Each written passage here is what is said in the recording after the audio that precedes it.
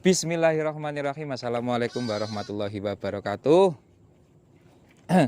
Kembali lagi teman-teman dengan saya Devi Oktavian dari channel Domba Kediri ya teman-teman ya. Oke. Pada kesempatan kali ini teman-teman, saya kemarin itu tadi siang itu melihat diskusi di grup WA.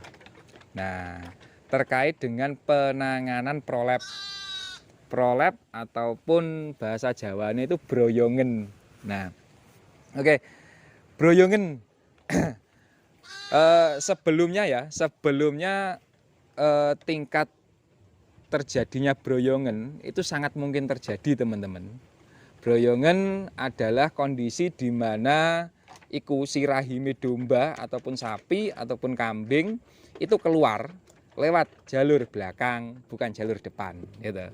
Lewat jalur belakang, terus mari ngono dia itu bisa segumpal kayak apa jenenge bal bekel, terus bisa jadi kayak bal tenis, dan bisa jadi juga dia itu keluarnya besar teman-teman. Keluarnya besar, apalagi pas ketika dengan kondisi sapi gitu. Kalau sapi itu biasanya keluarnya sangat besar. Nah, berhubung domba ini kecil ya kemungkinan kayak sebesar apa ya, pokoknya besar pokoknya teman-teman, separuh bola gitu loh teman-teman. Nah, nanti saya kasihkan apa jenis ada di gambar, tak kasih footage apa itu broyongan. Nah, hal tersebut bisa terjadi ketika biasanya broyongan itu terjadi ketika si domba, si kambing ataupun si sapi itu dia pada saat bunting tua. Biasanya ketika bunting tua itu bisa dan sangat mungkin terjadi. Nah, hal tersebut sangat menyusahkan bagi peternak teman-teman. Deloke wis metu nang jero apa? Bole. Ya kasarane ngomong bol. Bole iku wis metu teman-teman. Bole iku wis metu kan awake dhewe nyawang ya ngosakne teman-teman. Nah, hal tersebut terjadi itu bisa dikarenakan faktor-faktornya. Yang pertama nggih, setahu saya loh ini, mungkin nanti kalau ada tambahan mungkin dituliskan di kolom komentar aja nggak apa-apa. Yang pertama antara tingkat kedataran si lantai. Nah, maka dari itu sebelum kita mendesain kandang, alangkah lebih baiknya itu kita sesuaikan dengan ternak apa yang akan kita ternak, yang akan kita openi. Kalau ternak kita ini domba, yang terjadi itu, yang seharusnya terjadi adalah palungan pakannya itu pendek teman-teman, kurang lebih sekitar 35-40 cm. Nah, palungan pakan yang pendek, yang endek itu sesuai dengan anatomi tubuh si domba. Si domba ini kan grazing, merumput. Nah, ketika ini palungan pakan tidak jenengan sesuaikan, misalkan domba kayak gini jenengan kasih palungan pakan setinggi 60 cm ataupun 50 cm. Nah, terus mari ngono ketika dia makan, dia mesti ancik-ancik di bawah gitu. Itu dia bisa menyebabkan broyongan juga, teman-teman. Jadi posisinya misalkan kepalanya ada di sini ya. Ketika dia makan itu mesti kayak gini terus ya. Nah, lama-kelamaan itu nanti bisa menyebabkan broyongan. Jadi seperti itu. Itu yang pertama. Yang kedua yang bisa menyebabkan ternak kita itu broyongan adalah apa jenenge? Dia itu mager. Dia itu sering tidur. Nah, kenapa kok seperti itu? Nah, pada proses dia itu sering tidur, dia itu mager gitu.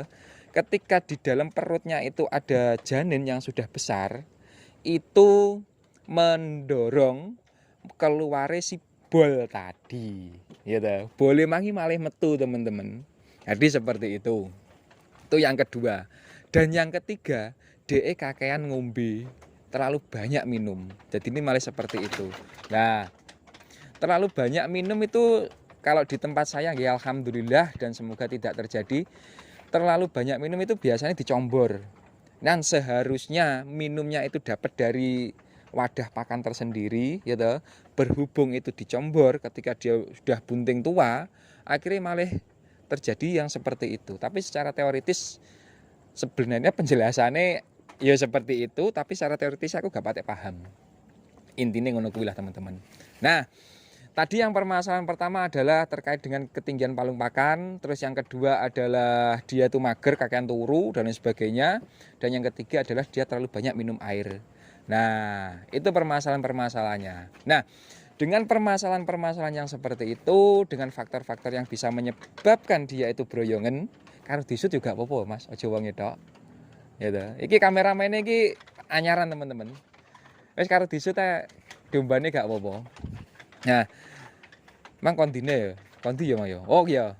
Dengan terjadinya broyongan itu pasti kita sebagai peternak itu susah ya ngesakne melihat kondisi ternak yang seperti itu. Alhasil awake dhewe wis gak jenak, gak tenang. Yo, dengan adanya seperti itu kita harus berubah teman-teman. Kita harus merubah. Ya misalkan wae palungane pakan jenengan itu terlalu tinggi, yo dirubah ben ndek biar sesuai dengan kondisi tubuhnya si domba. Tetapi kalau kita tidak mau berubah, ya udah hal tersebut akan terjadi begitu lama. Nah, seperti itu. Nah, ketika terjadi broyongan seperti itu, hal-hal yang perlu kita lakukan, gitu. Tadi kita udah melakukan perubahan di apa namanya? Di palungan pakan. Nah, setelah itu kita antisipasi. Kita itu juga harus memasukkan lagi bol tadi ke dalam si tubuhnya si domba. Dengan cara yang pertama itu nanti si bol tadi kita kompres dengan air, gitu. Kita kompres dengan air es maksudnya. Air es, setelah itu kita masukkan secara pelan ke dalam si tubuh domba. Air es setelah itu, nah akan lebih bagus lagi dengan kondisi bolen, gitu. Jenengan panggil dokter ataupun mantri hewan terdekat aja teman-teman. Soalnya itu nanti perlu jahitan juga kok soalnya. Kalau terus terang baik, saya kalau ngelihat darah apa meneh sing kaya ngono kuwi gak tega. Ya muga-muga gak terjadi di sini. Semoga saja dengan penerapan kandang yang sesuai, dengan pola pakan yang sudah bagus, semoga tidak terjadi hal yang tidak diinginkan, apalagi bolen ngono kuwi teman-teman. Ya toh? Misalkan suatu saat terjadi bolen ya ngono kuwi ae. Jenengan panggil mantri ataupun jenengan panggil dokter terdekat untuk melakukan penanganan dan ditambah suntik-suntik vitamin dan lain sebagainya. Oke, saya Devi Oktavian pamit undur diri ya teman-teman ya. Kurang lebihnya saya mohon maaf. Wassalamualaikum warahmatullahi wabarakatuh.